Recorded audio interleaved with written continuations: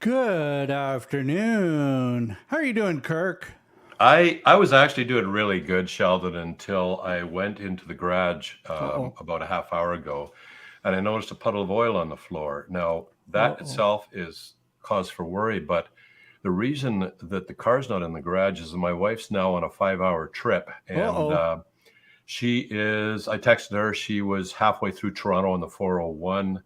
I said, find a place to pull off when you can and take some pictures of the engine of the oil, check the oil, let's see what happens. And this started last night. I was driving back from Toronto and I could smell hot oil.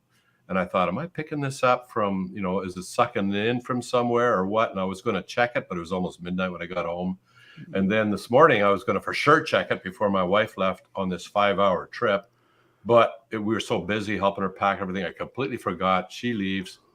She's an hour and a half on the road, and then I see this puddle of oil. So apart from that, Sheldon, I am doing great. So, what are you more scared of? The car bill or the angry wife? Oh, she's an amazing woman. Okay. She does not get angry. Okay. She's very cool-headed. So in disasters, she's just processing and figuring things out. I am Even more. even though now you've admitted that you knew it was going to I happen? I will own this. Yes, it's my fault, and I spoke with her on the phone, and she didn't seem in the least upset. She's just in okay damage control mode now. Did she So this is say what she we'll was do. fine, Kirk? Because if she said No, she was no, fine, big that's red trouble. flag. Big red flag. Yeah. No, she didn't say that. We're just working through it, and besides, excitement is always well, maybe not always, but it does spice life up a little bit. Yeah, that wouldn't be what the spot Sus- I'd be. Suspense. I'm more concerned about the engine runs out of oil at 120 kilometers per hour on Yeah. the 401 and then seizes and then it destroys itself and then you have a massive, massive bill to replace the engine. That And the would be hood. well. That's just, yeah. If it explodes, that would be bad. More likely to just seize. The engine just seize. And then there she is, stranded like 2 hours from home. Now what? Yeah, but Northern Ontario is pretty nice. Uh, it is nice, but when you need a garage, not so Good point. good. So I actually Northern Ontario. She's heading off to see our daughter, who's about to have a baby any day now. So that's why she's heading over there. Awesome. Well, we'll pray for safety for the rest of the road, and that God would fill the oil tank for her, and that Multiply the oil like he did the fish at the feeding of the multiply. 5,000. Well, and the oil.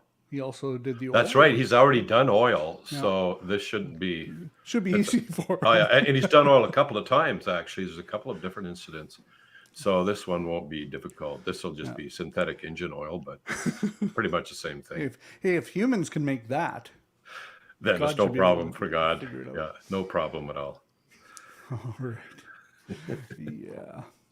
Well, our van has had this oil like drip. So every time I Yeah. go to get the oil done, they're like, "Yeah, it's still dripping." I'm like, Hmm. "Yeah, it's been dripping for 15 years." Makes a mess on your driveway. Not it doesn't drip enough to really make a mess, Oh, but it okay. was because it's just really Yeah. internally. But Some of it's those like, leaks are almost impossible to find and yeah, fix. And if they're just small like that, it's just part of the maintenance of the car to refill the oil. yeah. It just rolled over 305,000 kilometers too. So I'm Okay. scared to touch anything. Yeah, yeah. I'm scared to drive something like that on a long trip, but Well, it we don't doesn't owe take it you on long anything. trips. Yeah, no, that'd be That that's stuff's local. that's it's kind of like gaming, eh? It adds a suspense to it. Ooh, Like it's a substitute for gaming. Driving an substitute old beater on a long trip driving a that could beater. pack it in any second with a whole family in the car, standing by the side of the road when it's 35 below zero and you haven't seen a car for 3 hours. Now that's Yeah, exciting. that that's one word for it. Yeah, that's why we have CA Yeah. and yeah, I go into oil change place every well more than normal people would Hmm. just to make sure. Yeah. Hello, those of you in the chats that are saying hi. Let us know where you're at. I'm out in Manitoba. Kirk's over there in Ontario. Where are you around this world that we live in? Okay, so this little message came in the other day. And when I say little, it only took 3 pages to print out, but that's good. It means somebody's actually put effort into what they're asking. And so I don't know if you ever said the guy's name, which is fine, but No, thank you. no, I'm not going to say his name. Thank you for the person that sent this in, because Yeah. it's a great question. Actually, 7 of them. And it is a really, I think it's one of those questions that comes up a lot. And Oh, yeah. it can lead to a lot of debate in some circles. I've had 6 kids. It's been a big issue in our house, and it's even been a big issue with me, because there was a time where I got heavy into gaming, way too much. I would say semi-addicted, if not addicted. Which I'm sure will come up in this conversation about addiction. But I don't want to read the whole thing because that will take the full hour. But the question about entertainment and fun, I think, is one of those things that you can get into a lot of conversations about legalism. Usually that comes up, what Pharisaical type stuff. But just when you get this question in, what's the first reaction for you? Okay, well, I mean, just looking at specifically his first question on entertainment, what does God and the Bible have to say about it, or fun in general? My initial reaction is, I've had a lot of fun, and I feel really good about it, but not all fun is good.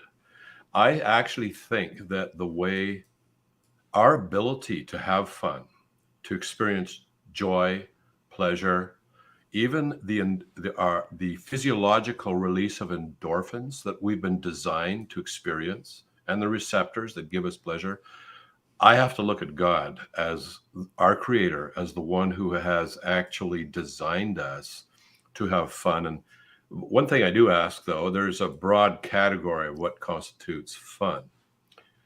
But in general, in C.S. Lewis's book, which is a fictional dialogue between a senior demon and a junior demon, the senior demon says something very unusual, not unusual, very telling, that I thought about. He says, the enemy, he's referring to God here, he says, we have never been able to create a pleasure. Only the enemy can create pleasures. All we can do is get people to misuse them, use them in the wrong way, in the wrong place, at the wrong time, use them too much, too little, and so forth. And I think that applies to the general category of fun, that there's good fun, there's things that sometimes are perfectly fine, but in other situations are not, in too much, in the wrong place, in the wrong time, and so forth. Yes. I think that lines it up perfectly. It's oh, sorry, my dog is mailman. Dogs are fun. Dogs are fun. Dogs, well, sometimes. Mine's snoozing back there in the cloakroom. Mine sleeps well at night when I'm not, because he's in our bed. But anyways, the question here is, I understand how anything can be corrupted and taken too far in either way. But when most people think of God, he is serious and stoic. The last word most would describe God is fun.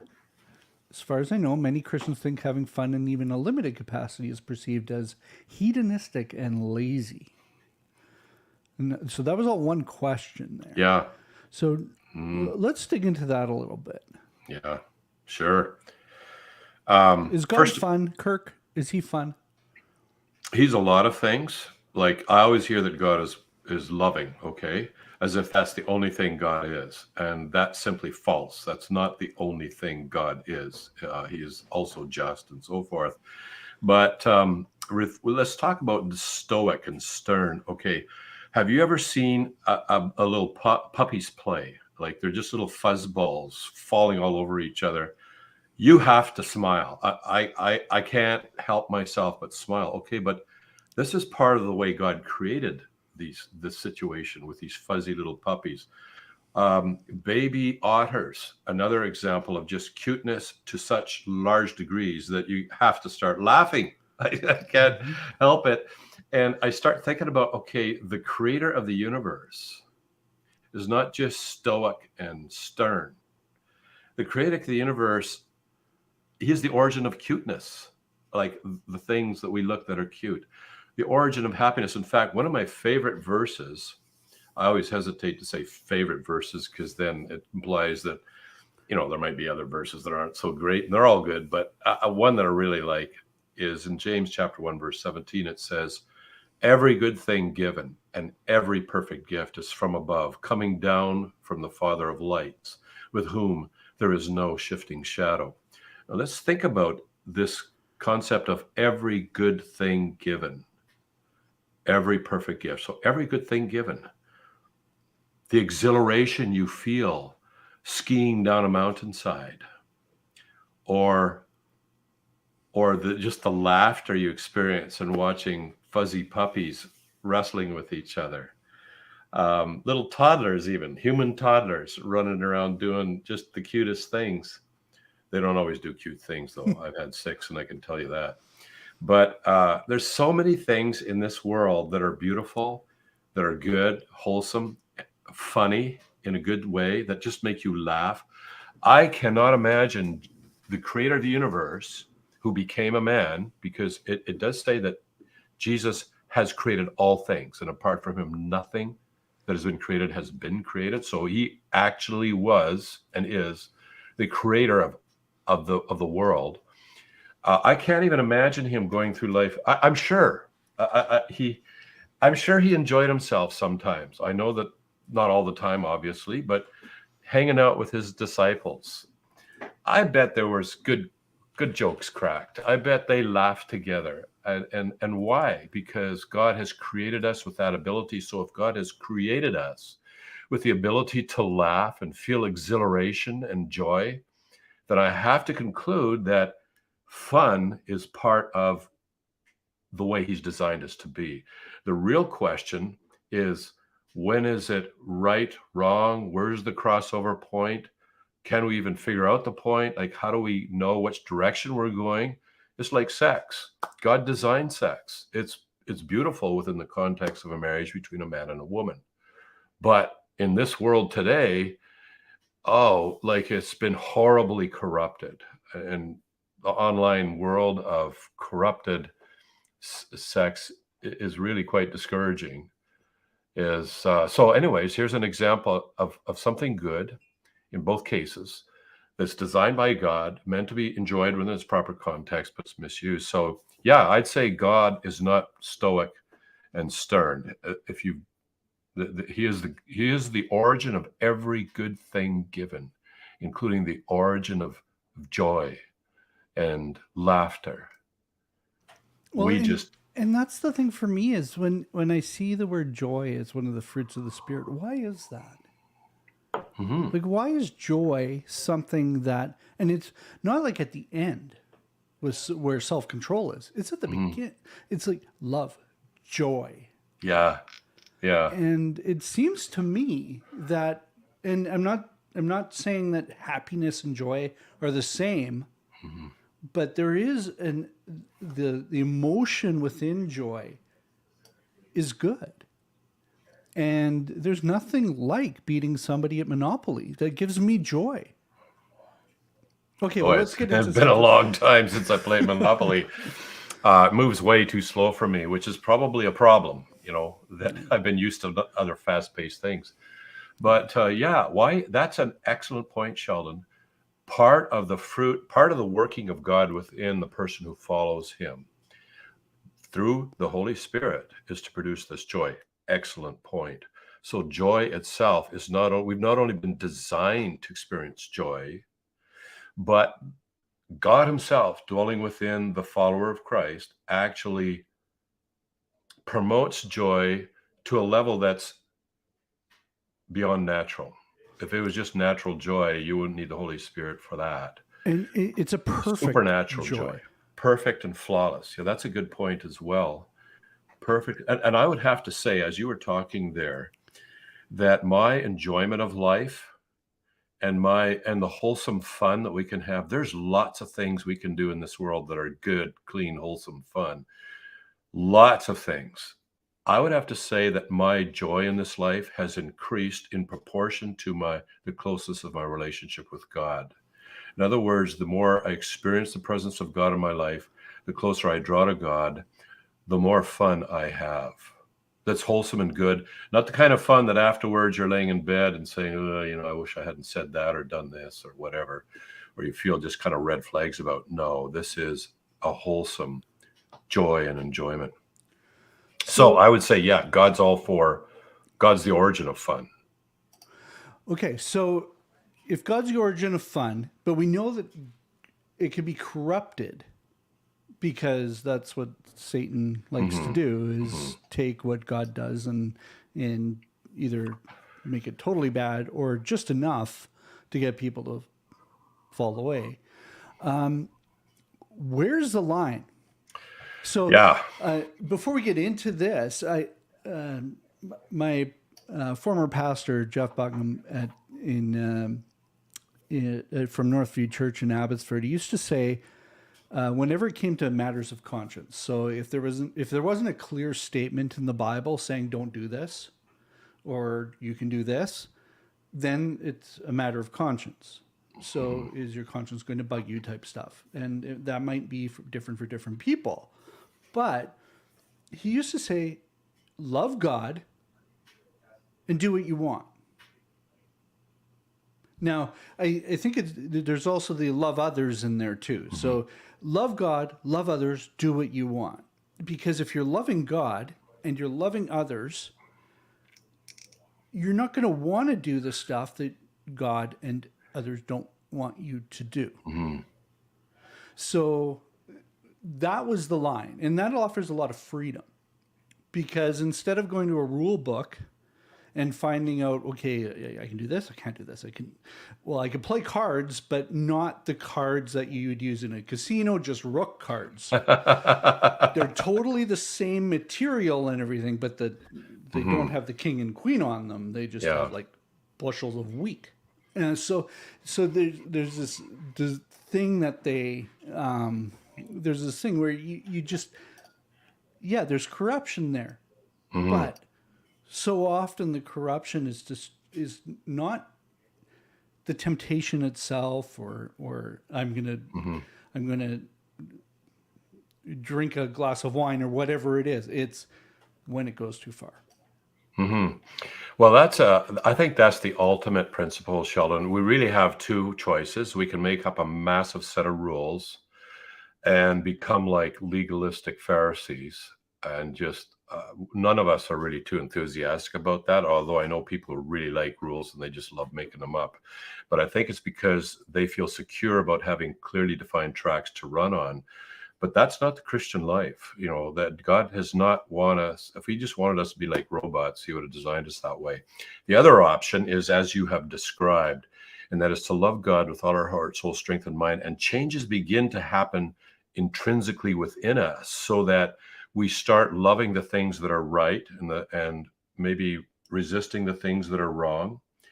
And in addition to that, before we even talk about that, I think there's another question we need to ask, because I see an awful lot of people that would claim they are Christians today, and they might go to church, and we're talking, let's talk about younger people here, and that older people are not exempt as well.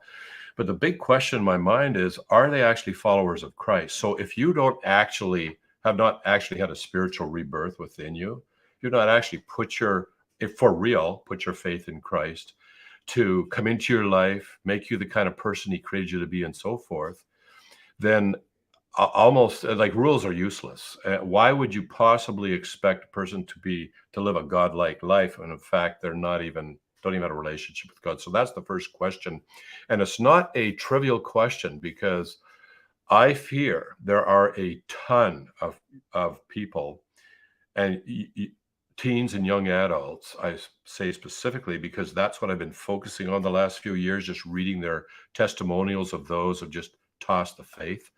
There are a ton out there who are kind of religious. Maybe they follow some sort of expectation-driven Christianity and try and live by the rules, but it just gets exhausting, and then they throw it away. So that's the first thing I would say every one of us needs to ask ourselves: am I actually a follower of Christ? Because with him, when he talked to us, he says it's really all in. Are you all in, or just trying to get the best of, both worlds type of thing? The second thing, as far as guidelines though, because what I've noticed with what you said, Sheldon, is that there's a process that occurs slowly over the months and years as I experience more and more what it is to love God with all my heart, soul, strength, and mind. So, for example, I watched a John Wick movie. Now, for those of you who watched any John Wick movies, you'll know that there is the occasional person passes on into the hereafter, to put it mildly, in that movie. It is a contest between good and evil, and I love to see good win. But where is the line here? And more recently, I wanted to watch the next. Somebody took out his dog, so the line's gone. Oh, I'm a human being, so I can fully identify with John Wick here. But there's been several occasions now where I thought I'd like to watch the next John Wick movie, and there's something in me that's not so comfortable with just watching large numbers of people get sent off into the hereafter, even though they're pretty much all bad. So what I find is that there's a process that occurs, and things that were fine for me when I was young and didn't bother me, I'm finding that as I grow closer to God and my relationship with him, there are things I'm not comfortable with anymore. But my joy and fun is actually increasing at the same time. So what would I say would be some things to look for? No rules. I hate rules, but not for the normal reason people hate rules. I think rules create a false sense of piousness. Let's put it that way. So you say, oh, here's the 10 rules. I obey them all. I'm a pious person. I'm a good person. I can go to heaven. I'm perfect. Oh yeah. I have seen, I'm so disgusted with people who I've known that follow these rules and check the boxes off. And yet you look at their life and they're like literal zombies, not physical zombies, but they're the walking dead. Jesus actually talked about zombies. The world is full of them, but not zombies like you see in the movie. He talks about people who are dead inside. And so I see a lot of religious people, a set of rules, I'm doing all these, but they're not doing them because of internal change. They're just doing them to, I don't know, like it's death. Death is the word that comes to mind. So, but let me throw out a few things because I find it's always helpful for contemplation. So here's something I'll throw out: gratuitous violence. What is gratuitous violence? Gratuitous violence is when there's no point to it. You'll see it in movies or gaming. Just absolutely no point. It was pointless. It's not like a bad person who was disposed of. It's just like a bad person's walking down the street and there's some nice elderly lady taking care of her grandchildren and the bad person just blows them away. I cannot watch that. I get so upset. I hate gratuitous violence in real life, and I can't even stand to watch depictions of it. I hate it. I loathe gratuitous violence. Violence for which there is no point, no justifying reason whatsoever. But yet you'll see movies where that's just thrown in to spice stuff up. A lot of horror movies. I don't watch horror movies, but I've had the misfortune of seeing a few. There was a Scream movie. I didn't even know it was a Scream movie. I just clicked onto it in the middle of the movie, and everybody looked normal, but wow, things were not normal in that movie. Things went down. There was a lot of gratuitous violence there. So I think, and we're not talking like in a war movie where people are getting blown up, where it's part of history. Gladiator, those kind of things. Well, that's a tough one, Sheldon, because, like, for example, you go on YouTube, you can see a lot of videos taken from drones dropping grenades on Russian soldiers. And there's one part of me says, well, they stormed into Ukraine. They deserve it. That's one part of me. But there's another part of me these are real people. They have families. They probably don't even want to be there. And I actually feel a little sick, and I feel grief when I see in real life some grenade being dropped on a soldier who in one case was going to the bathroom, just doing his business, and a grenade land beside him. And so even though, like, say, Gladiator, I really liked Gladiator. I really enjoyed it, but I don't enjoy it as much anymore. You see, there's something happening where in fact, I will tell you this. Let's see, it's one of the points I've made here, jotted down. First of all, let me say one thing. The violence is not just wrong in and of itself. There are violent events in the Bible. Some are just narrated, and they're obviously very wrong what occurred.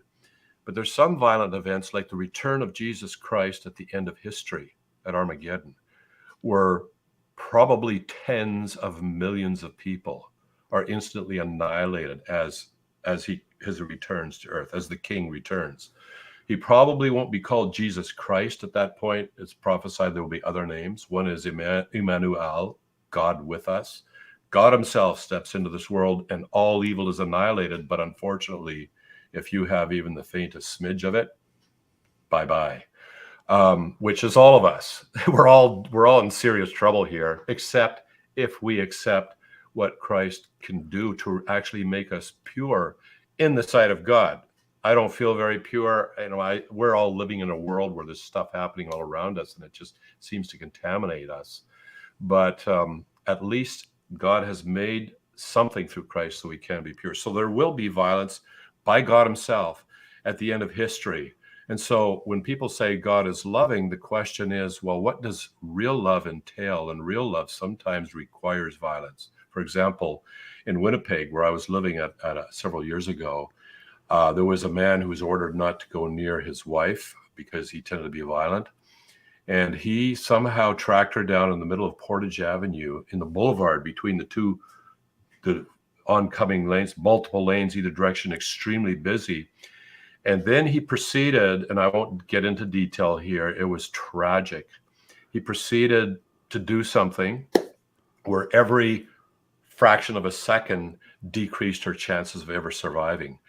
And if you had a gun, let's say if you had a gun and you were, say, 40 yards away, and you know that every half second counts in trying to save this woman's life, there's only one way to stop the next stuff that he was doing. Would you shoot him? I think in that case, violence would be morally obligatory to stop the perpetrator in order to save the innocent person when there is no other way to do it that will be faster. So, and that's a hypothetical situation. She did not survive.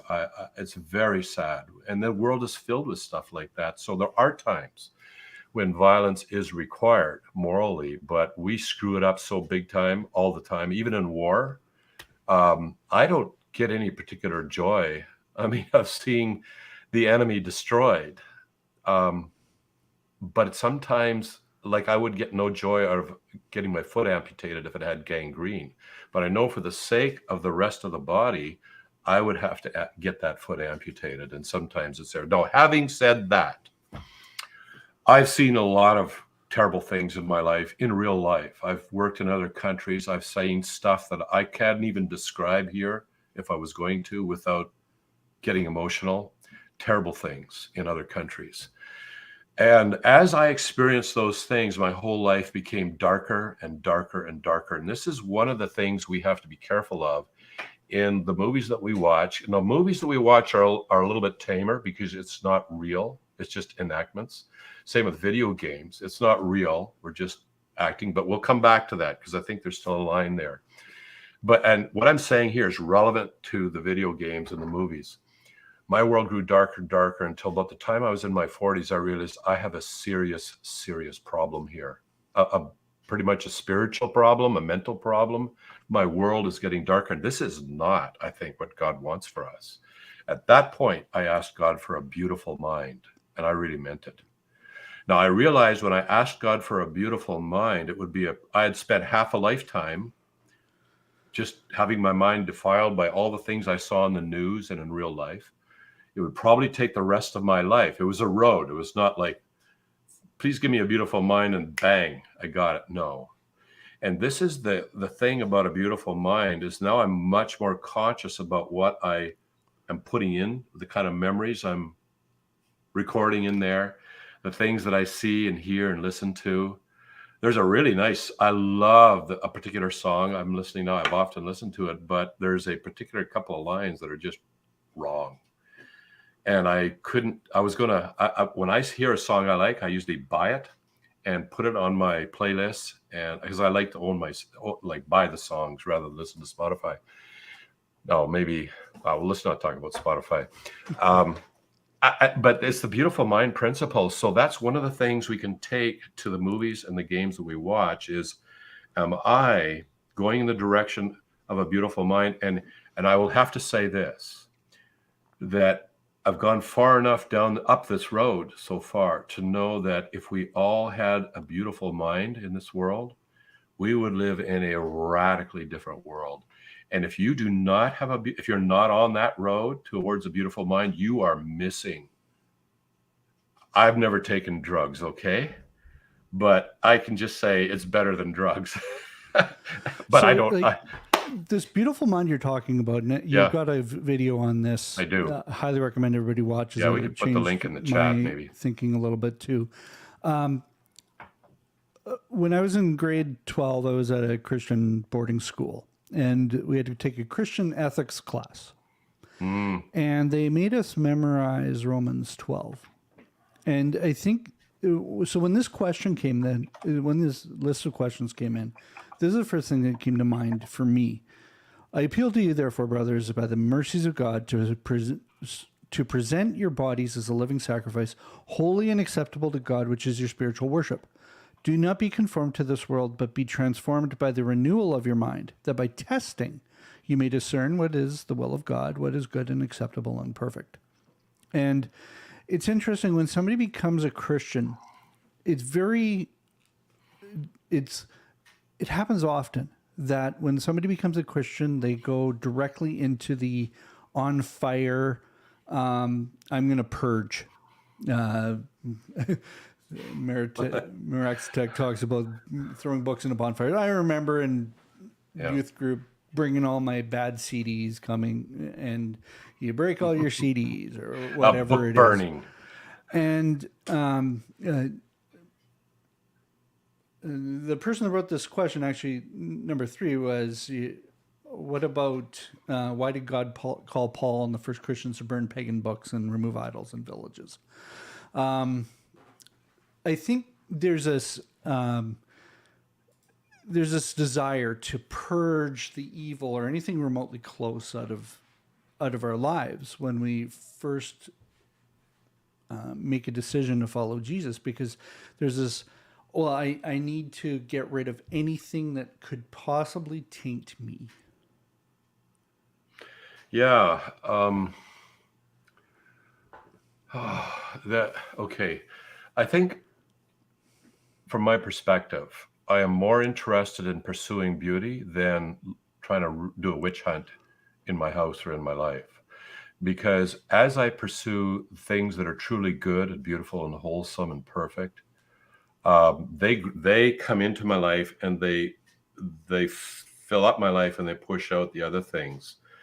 Now, there is a time to maybe get rid of some things, but in general, I think it's better to go up this road of pursuing beauty and purity of heart and mind than it is to start trying to do a witch hunt and a negative search. Now, obviously, if I feel, I got something here that's really wrong, I need to get rid of that. Well, then, of course, I mean, I found I was working once for a person who was a Christian at their place. And while I was working there, I stumbled across his cache of porn. This is back in the days before the internet. Okay, so here's an example of something that if you that's back in the old days when you actually had magazines and stuff. I'd say get rid of it. I don't want that stuff around. In fact, I didn't even want it around in a place where I work. So I snuck his pile of porn. I went out into a remote area and buried it in the bush. I never said a word to him. I went to this day. Well, he probably doesn't wonder about it anymore. He's probably, but to this day, he wondered where it went. So there is a time to get rid of, filth that's obviously wrong. But one of the things, though, that I think is important is the degree of involvement in the game, the movie, or whatever. For example, there's watching a movie of good versus evil. There's watching, and even sorcery and wizardry and so forth. So what is the difference between, say, Lord of the Rings, which was written by a Christian, J.R. Tolkien? What's the difference between that and watching some horror movie or reading some horror book that you can't sleep for about 6 days afterwards and you're terrified? So what's the difference there? So there's different levels of involvement. One is just observing, book, movie, game. Then there's, what do I got here? Semi-involvement.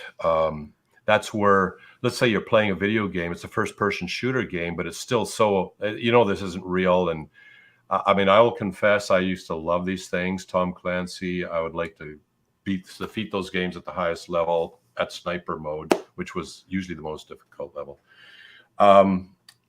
I'm involved, but I'm not really a sniper, but I am going another level in as far as participation in this, because for a while and then there's the role-playing games where you actually, for me, to most effectively play my role, I've got to start thinking as if I was a wizard or a sorcerer. I've got to start thinking that way so that I can start playing more realistically in that sort of thing. And that's different levels of involvement. And so if it's something that's wrong that you're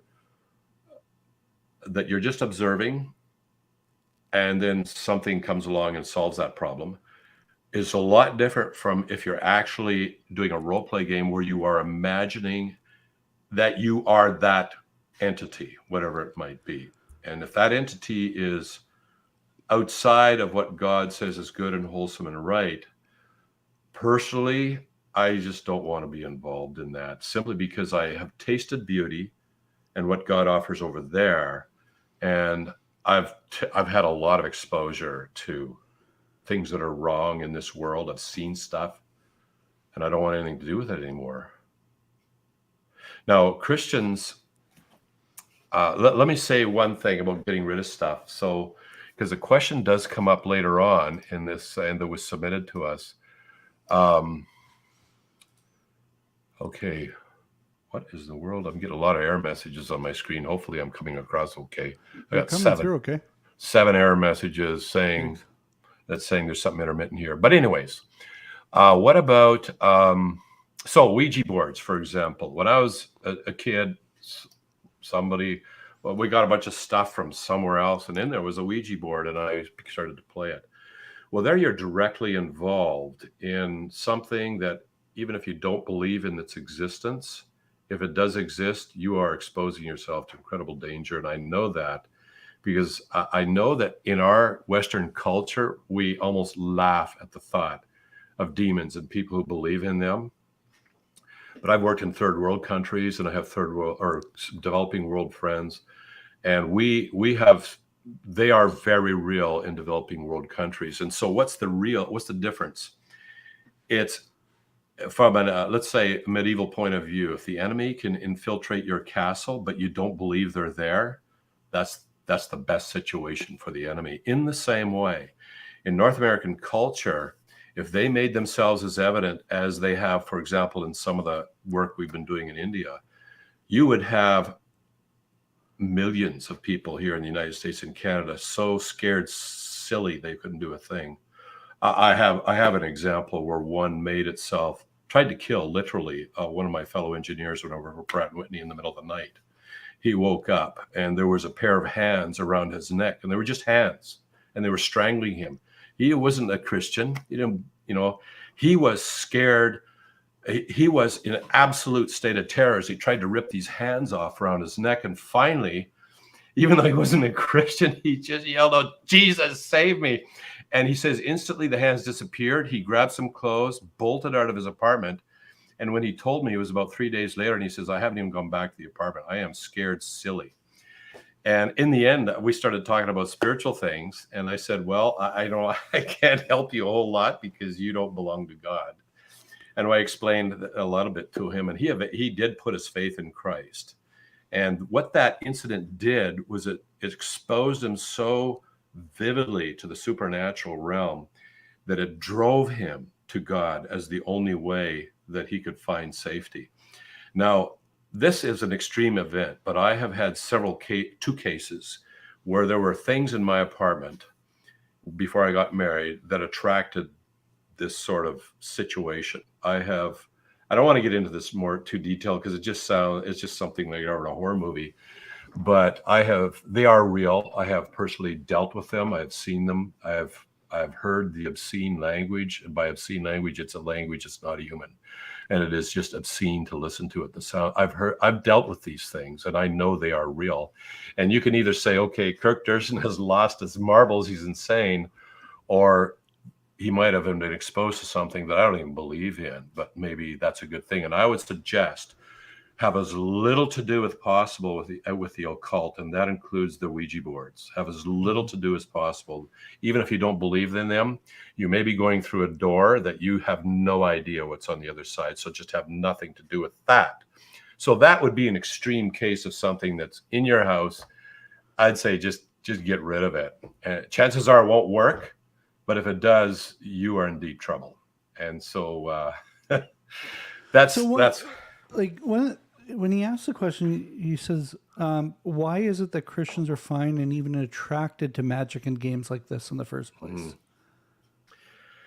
I think there's a couple of reasons. One is we would like to see supernatural events in this world. We would like to, we would actually like to have these almost superpowers. And those are not necessarily occultic powers that you see on, let's say, the Marvel series of movies, but we have a longing to be able to accomplish much more than we can actually do, whether that's through magic, superpowers, whatever.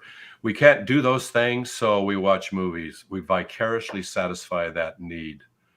But there is that aspect in this world in supernatural, and that's when you begin to experience supernatural goodness and joy and beauty and so forth that you would never experience otherwise as you put yourself with God. But then there's the fascination of the unknown. I've always had a extreme sense of curiosity since I was a preschooler. Consequently, that wasn't always good. Let's put it that way. That was not always good. And that's why, for example, I played with a Ouija board to begin with, as when I was a kid. And that's why I had some horrific experiences with, let's just call it the dark side, horrific things that eventually I had to learn, how do you deal with this? And I have learned that there are supernatural battles that occur in this world, unseen battles. But I don't like to talk much about them simply because I think it's not healthy a lot of times to tell people chiller thriller stories. Much more healthy to say, go up this road here. That's where the light is. That's where you'll find beauty and everything that is good and right. Go that direction. That's the way to go. Okay, so Dungeons and Dragons have come up when you talk about role-playing games. I remember high school playing Dungeons and Dragons. I didn't experience it the way you said. I never felt like I was having to become the character. Okay. But I think there's a piece to Dungeons and Dragons and any type of game where you immerse yourself in a character that it also depends a lot on who you're playing with.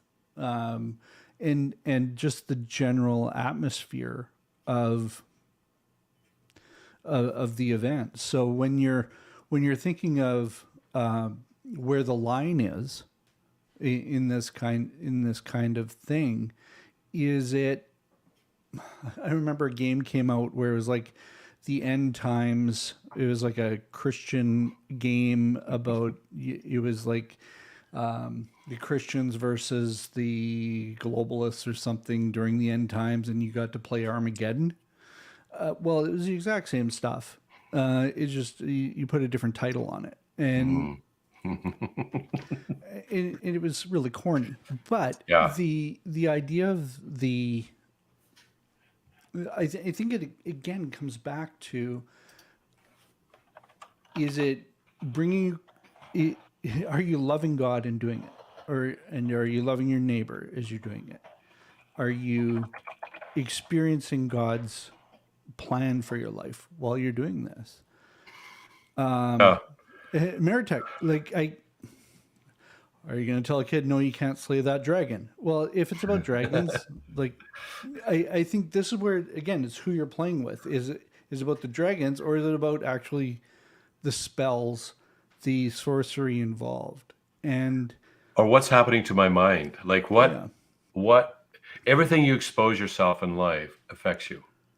And that doesn't mean we can become monks and live in some cloistered environment, but everything that you do affects you. And I think there's the reason I think God hasn't given us exactly spelled all this out is because there is a lot of, there is not let's say this, there's a lot of room for discretion. There's a lot of room where it's not wrong, but it could be wrong in some cases. Here's a general rule. If it's morally wrong, it's always wrong. But if it's morally right, it's not always right. And that's a general rule. For example, if it's morally right to tell the truth, it's not always right to. It's not saying that you have to lie, but there's somebody walks in. If some like, do I look fat in this? yeah, yeah. You're in deep. Yeah. Fast thinking there. You want to say something positive? No, you have to say the honest if it's your wife, because you want to have an honest relationship with her. But you might want to rephrase how you answer that question. Here's a couple of things to keep in mind. Even for healthy games, there's a question of how much time is being consumed. And for me, that was a serious problem because I would start playing a number of hours per day. And I was a father with 6 kids.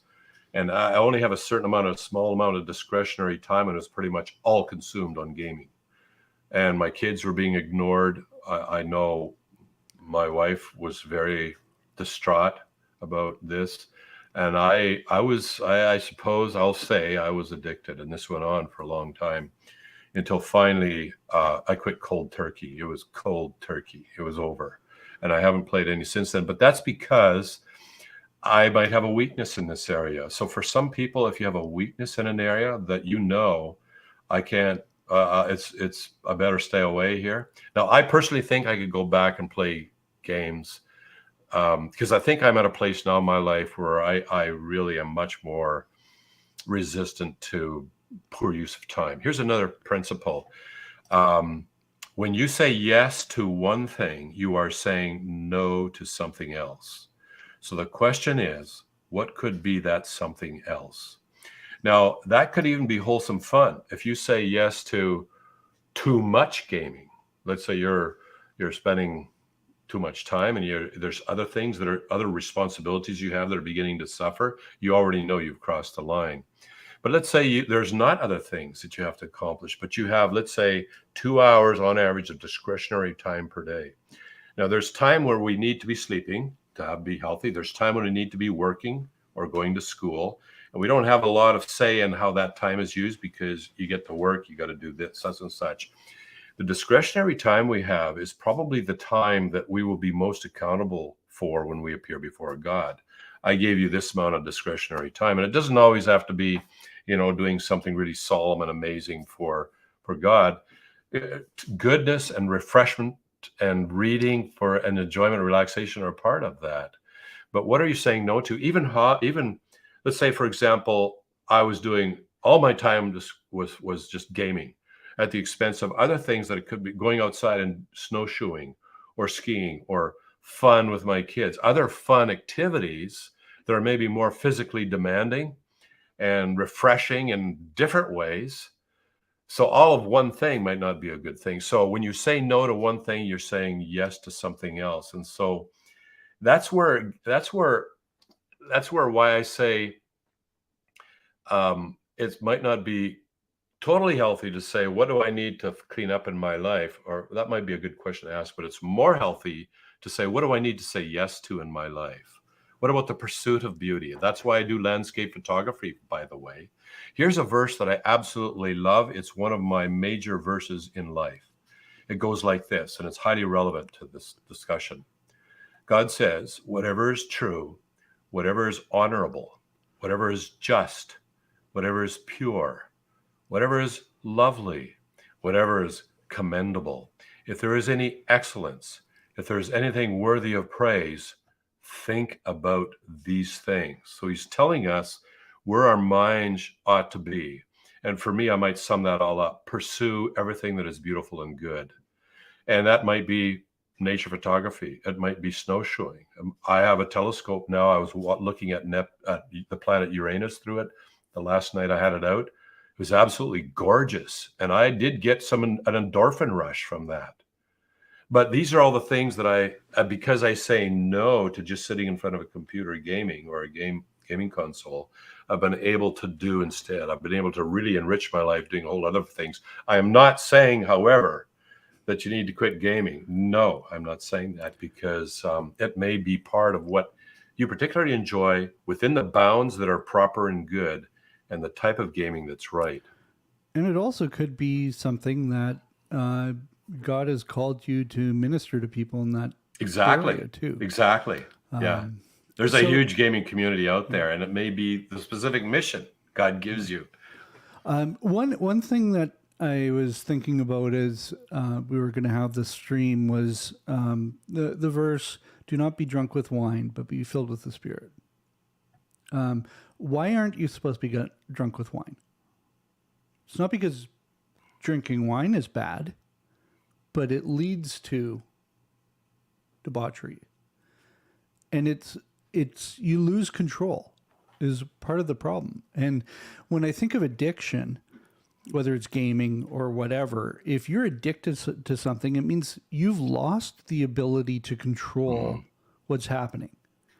And so you've got this verse that says, be filled with the Spirit. Well, why are you supposed to be filled with the Spirit? Because that gives you love and joy and peace and patience and kindness and gentleness, faithfulness and self-control.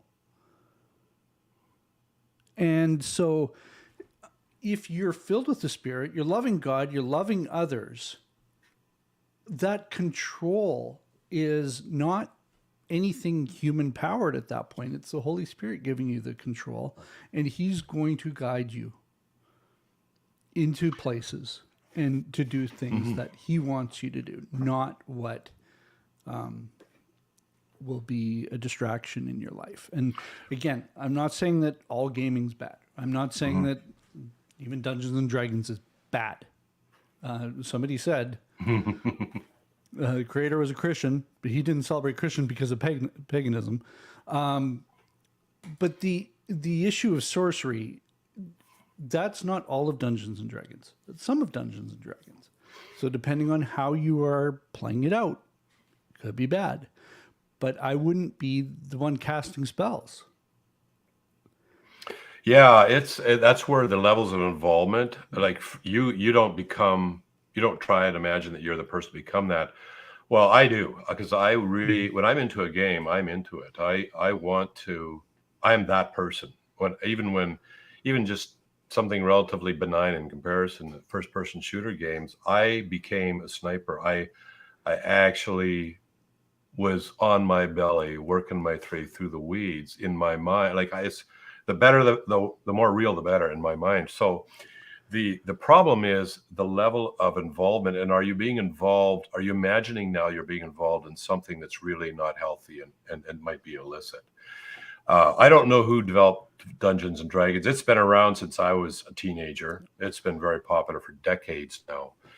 But I resist the idea of becoming something that I would not want to become in real life. And so that's one principle. The other thing is I think Maraxatech said something here. What was it that I just thought was relevant here about banning stuff? You can't just ban art, any form, et cetera, et cetera. Ban art, music, games in the near future. Okay, the problem with banning things is that it leads to what I would call fake goodness. You're not actually good. You're just being forced to behave in a way that looks good because you can't get all this stuff. Real goodness, real change should come from within. So I decide I decide what I should watch as far as movies, art, and so forth. But that's an intrinsic thing, and it's not based on rules. It's based on this pursuit of beauty and asking God, give me a beautiful mind. And since I began to pray that prayer on a regular basis, He has brought a number of powerful changes in my life that I didn't even know needed to be changed. I agree with the colonizer on this one.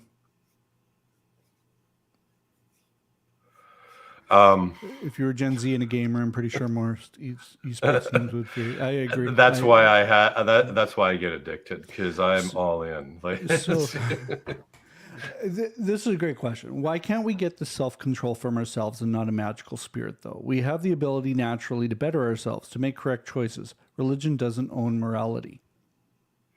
that's an excellent question, because we do have a certain level of self-control, and some people more than others, and other people have strong self-control in one area and pathetic in another area. I think self-control is a virtue to an extent, but Just as people can have joy and peace and Yeah. patience outside. yeah, I think this is where it's the step beyond what we can actually do. it is a step beyond, and it's in areas that we don't think we need self-control. For example, I remember years ago when I was dating the woman who's now my wife. Her father had a speedboat. We're out there, just her and I, blasting across this water up in northern Lake Huron, along between islands. And I always think of this when I think about self-control. I was controlling that boat, but I could have just had my hands off. I could easily take my hands off and let the boat go where it wishes, and we would just have piled into rocks at a tremendous speed in probably fairly soon. But it's like this: you are the speedboat, and you can either pilot your way through the rocks that are out there, and a lot of them were right under the water. One time I was blasting across, and all of a sudden I saw massive boulders the size of cars very close underneath the boat flashing by me, and I just hauled back on that throttle and stopped. Well, there's a lot of unseen boulders in this life, and there's a lot of things we're not aware of, and we don't even know how to pilot the boat, so to speak. And we think we do, of course. Anybody can make it through life. A fungus makes it through life. So anybody can make it through life, but how well do you make it through? That's where there's another whole higher level of self-control that I need God for. And this is specifically in the areas of my Achilles heels, the areas where I might be weak. And I suspect that every person has an Achilles heel. So one person might be gambling, another person might be overeating, another person might be porn. There's just an endless variety of things that just suck us right in. Stamp collecting. I know people who that it consumes their whole life. I knew a man who could not stop buying stamps. He had no discretionary money, not enough, and he was spending thousands on worthless stamp. By worthless, I mean straight from the post office and no collector's value, but he'd buy sheets of these. So there are areas we have an Achilles heel. That's where we need self-control that goes beyond what we're able to do, because it is a weak area.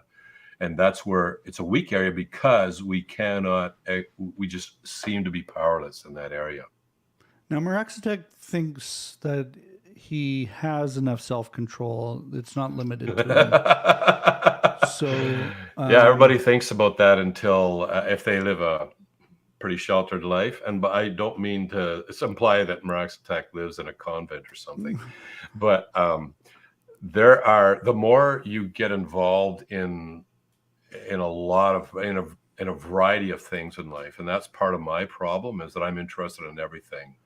Sooner or later, you're going to walk into an area that you had no idea that this was like this, and it can have such a hold on you. The other thing is that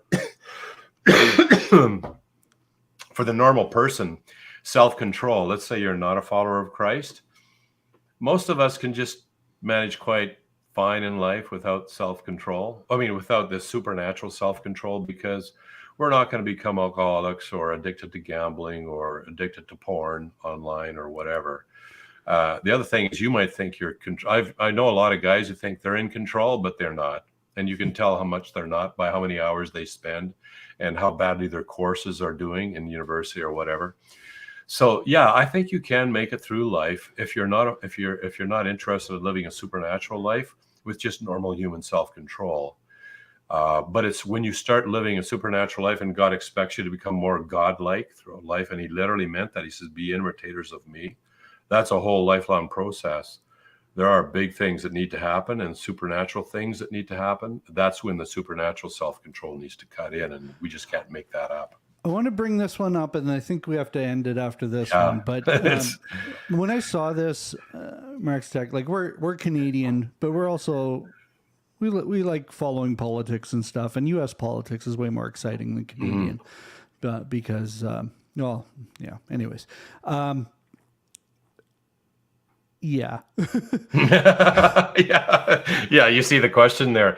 Okay. I mean, first of all, you've actually hit on an area that I have to exercise pretty heavy duty self-control.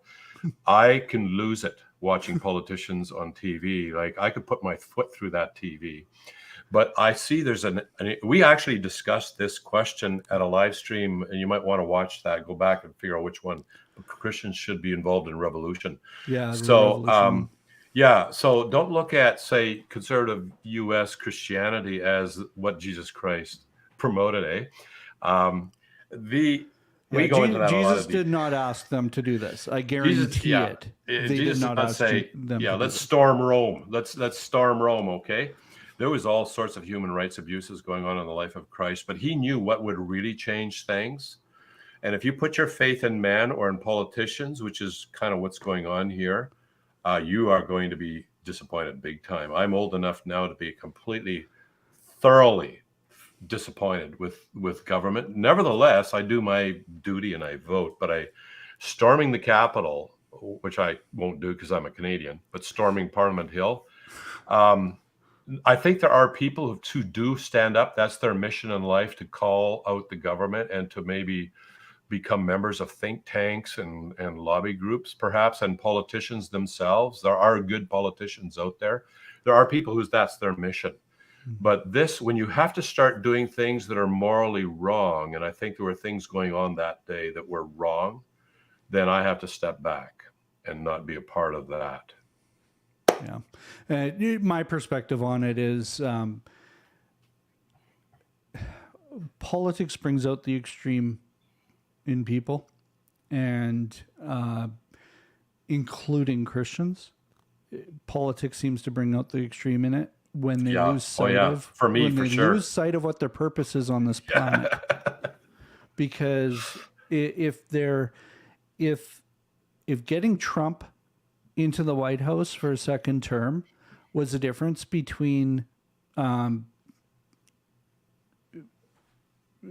culture going one way or the other, which seems to be what Christians were saying at the time, or what these people were saying at the time, they just totally lost sight of the fact that Jesus God said he puts the people in charge that he wants in charge for that period of time. So... Well, okay, sometimes we can lose sight when you get involved in just a physical war in the government or whatever. You can lose sight of the fact that there is a very real war globally going on right now, and it's in the supernatural realm. And God says our enemy is not flesh and blood, but it is these principalities and powers. But if you're not a follower of Christ, of course, you'll be oblivious to this. Or if you're a follower of Christ that goes off the deep end when it comes to politics, because that's their fun. Yeah. One last thing I think I got to say is that, and it has to do with question number 7 here. And I apologize to the fellow who raised all these questions. We've barely skimmed the surface here, but question number 7, why is it that so many Christians are participating in these? Why is it so normal? And here's something you could ask yourself. If you find yourself not bothered by being involved in occultic in occultic role playing, if you find yourself not being bothered by playing with Ouija boards, if you're not bothered by horror movies that specialize in the occult, you find you're not bothered in this, the big question you need to ask is not what sort of rules should I put into place? No, that's irrelevant. The big question you need to ask is, am I in fact a child of God? Am I in fact a follower of Jesus Christ? Is something happening within me? Because if there's nothing happening within you to find yourself on this road that goes ever higher up and further in when it comes to the pursuit of beauty and truth and every good thing, and with that, I find myself increasingly repulsed by evil when I watch the news, and I'm just repulsed by it. Repulsed by online pornography, for example. Like, if there is nothing happening within you that's just pulling you ever upwards and further into beauty, then I would really question whether or not you've been spiritually reborn. That's the biggest question of all, if this doesn't bother you. But if you have been, then as Sheldon started off at the very beginning, love God with all your heart, soul, strength, and mind. And you can't even do that. I have to ask God, take me on that road, because I have no idea the full magnitude of what you meant when you said that.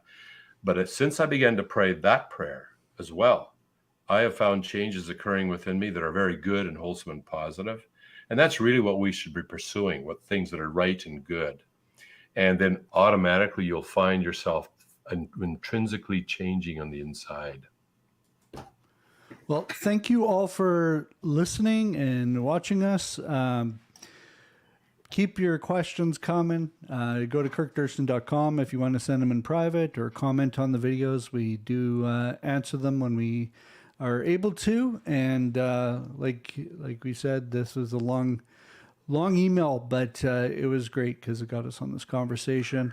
Don't forget to hit the subscribe button, and hit the bell if you want to be notified of when we're doing our next one.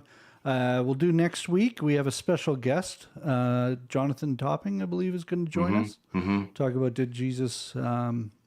was Jesus actually dead, or was he just sleeping, or what are the different looking at the things historical there. evidence. Yeah. So that's a good one. And then I think the week after I might be gone, but we'll see what happens there.